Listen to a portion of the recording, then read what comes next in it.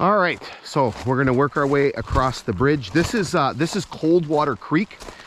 So one of a number of little tributaries here in the area, basically flowing to the east into Lake Superior. Just having a look again to see if there's possibly a flanger sign here for the bridge.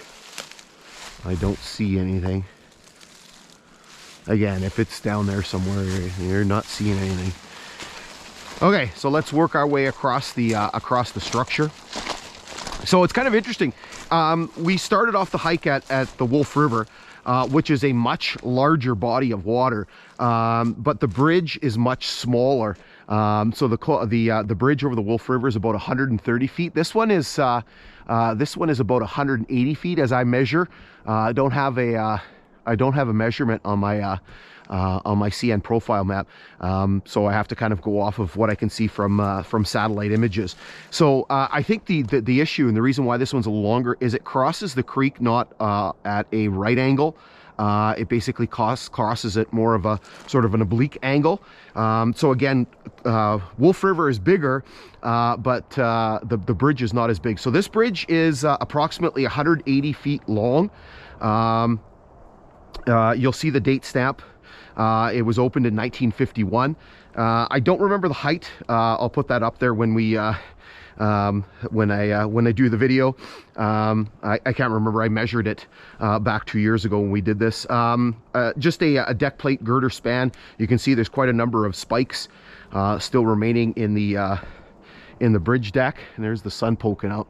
That's not a good sign. We're gonna have some sun issues as we head south. You can see the fire barrel platform here. The bridge itself is in pretty good shape. You can see the timbers are really really well preserved. I remember when we were here 2 years ago, I mentioned that it had snowed, and so there was a bit of snow and ice on the bridge, and I can remember walking across really gingerly, even more gingerly than we normally do, because you know how much I love heights. Actually, I've gotten better walking across all of these structures on the Kinghorn. It doesn't bother me as much, but yeah, still not entirely comfortable with it. Okay, so now that we've worked our way across, what we're going to do is we're going to work our way down and go take a look at the bridge from each side of the creek here. All right, so we're over here on the northeast corner of the structure, and so we're going to work our way down underneath it. Here you can see the very prominent date stamp. So 1951. And we'll make our way carefully down here. So here you can see Coldwater Creek. There is some deterioration happening with the concrete here, so you can see some of it flaking off. Not sure what this is, like calcification or something. Not an engineer, nor do I play one on TV. So here we can see under the underside of the deck plate spans. Over here we can see a pile, and there's actually two, from the previous structure, which was likely a trestle, or one of the previous structures. Oh man, there's lots of stuff growing up alongside the river here.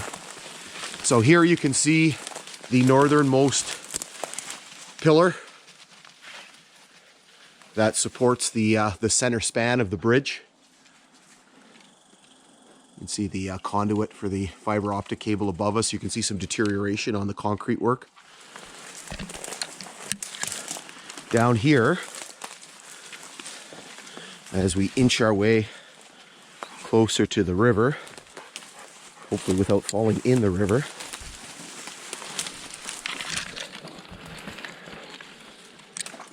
you can see some more of those piles from a previous structure. and a little bit more of the span. You can see the fire barrel platform above us. Okay, so what we're going to do is we're going to hop over and go take a look at things from the other side. All right, so we've made our way over here on the southeast corner. Here you can see the date stamp on this side, the 1951. So here we can get a little bit closer to the more southern span of the bridge. So again, deck plate girder. Yeah, that's quite the hornet's nest.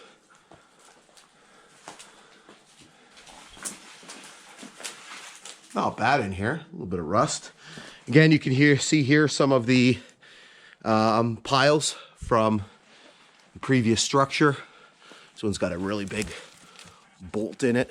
Here you can see all of the, you can see some tie plates and the little rubber mattings that go between the tie plates and the deck timbers to add a little bit of cushioning. So here you can see the southern pillar that supports the span.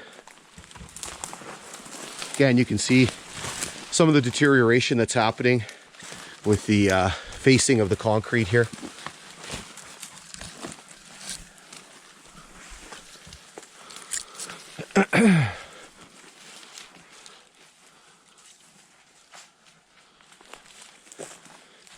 And we can make our way over here. We're kind of in a bit of the floodplain of Coldwater Creek here. Hopefully it's not too mucky.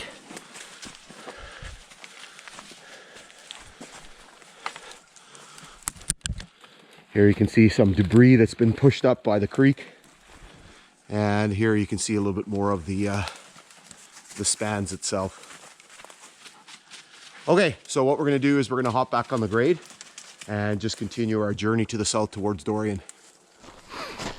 All right, let's hop ourselves back on the, well, hold on a second. Let's just take a quick little look here and see maybe if we can see a flanger sign. I doubt it. Again, you got all of these conifers growing up beside the grade here, so if the sign is down there somewhere, good luck trying to see it. All right, let's hop up. So the sun is popping out. Unfortunately, the clouds are clearing, so that's going to create some shadow issues for us. I was really hoping that it would stay a little cloudier longer. It is 20 after 10. Maybe I should have. Problem with this time of the year is that the sun comes up so late. So I kind of started around 8:30 this morning, but it was still kind of dark out, especially with the cloud. And now it's kind of a little too. Now it's a little kind of too bright. Okay, so what I'm going to do is I'm going to zip you ahead a little bit here as we plug our way to the south towards Dorion.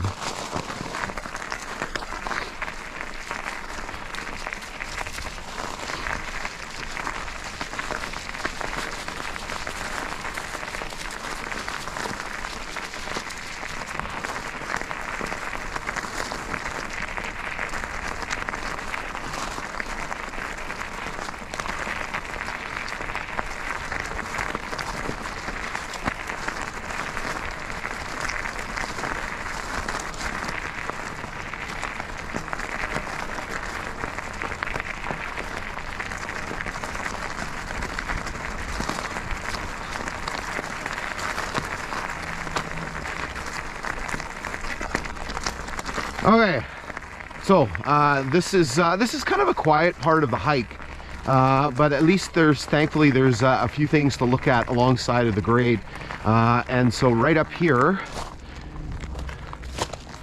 we have the first of numerous telegraph poles.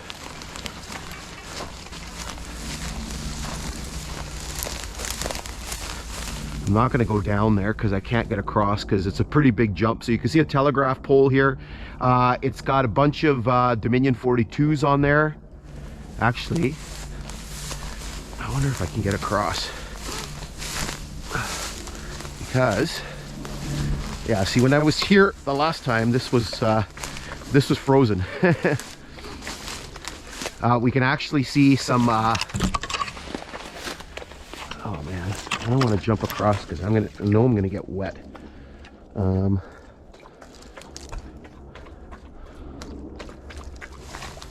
Yeah, I can't get across.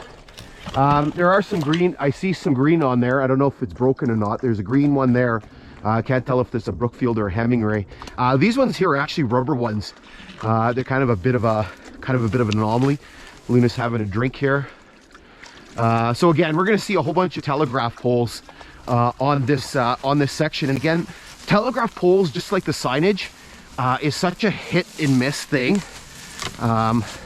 Some areas you don't see any, and some area like this one heading into Dorion, there's tons of them.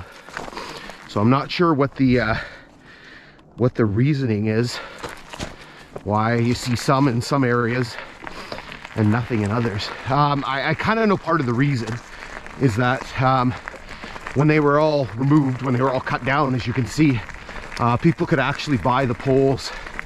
So some people may have salvaged them, or they may have been salvaged by CN themselves. We actually have another one coming up here somewhere.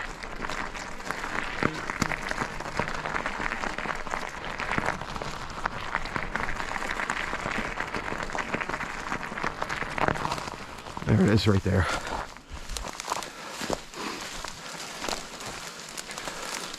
You can see how the pole's cut down, and it's right here beside the grade. I'm guessing there's nothing much left on there in terms of insulators being so close to the grade.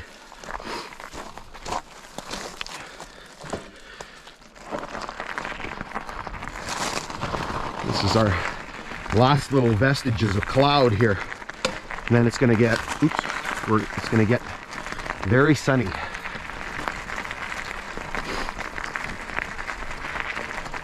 Okay, so let's zip you ahead a little bit more.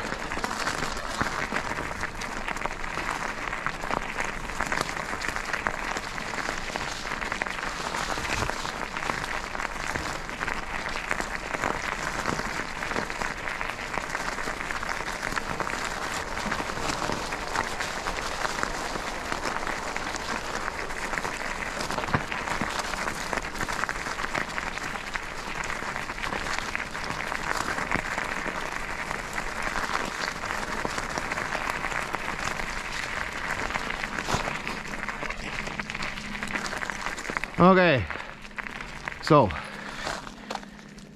we've got yet another telegraph pole coming up here somewhere.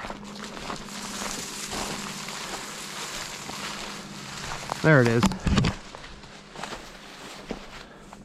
So you can see the pole down here. I don't think there's any insulators left on it. Wait, that's got thorns in it. So you can see the pole down there. Again, I think I see one Dominion 42, and that's about it.